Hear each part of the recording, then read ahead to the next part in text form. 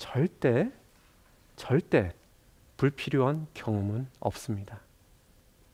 여기서 제가 창업 얘기를 잠깐 할게요. 우리 아이들 저희도 그 창업하면 큰일 나는 줄 알고 컸어요. 저도 실리콘밸리 스탠포드라는 학교에 가기 전까지는 창업을 하면 큰일 나는 줄 알았습니다. 그런데 그 학교하고 그 동네 자체 분위기가 마치 창업을 하지 않으면 뭔가 본인의 생각이 없는 것 같은 그런 인식하는 분위기가 있어서 참 문화는 참 중요한 것 같아요. 그런데 제가 드리고 싶은 말씀은 그 창업 얘기로 기업가 예를 좀 드리면, 여러분 그 창업을 해서 성공하는 그 창업자들의 평균 나이가 얼마나 될 것 같으세요? 페이스북 만든 마크 주커버그 생각하면 20대, 그다음 빌 게이츠 하버드 중퇴하고 20대, 10대인가요? 10대였나요? 이런 생각들 많이 하실 것 같은데 맞습니다. 40대입니다. 40대입니다.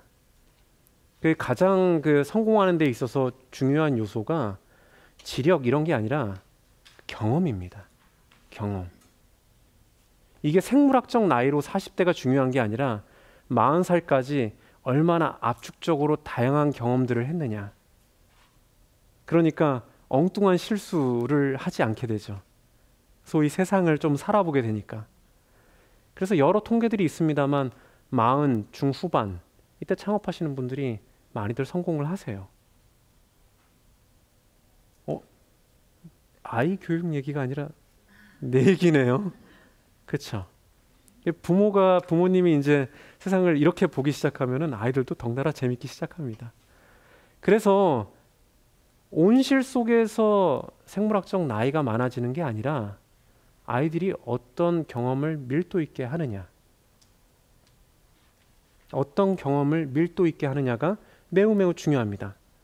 사실 그 아이들 많이 보면, 그 성공한 아이들 보면 그 창업에 대해서 아니면 그 아이템에 대해서 생각한 지 거의 10년 정도 된 아이들이 많아요. 그 생각의 밀도, 경험의 밀도가 10년이 된 거죠. 그러니까 그런 축적된 경험들, 생각들을 통해서 사람들이 이제 결론만 보죠. 몇 세의 성공.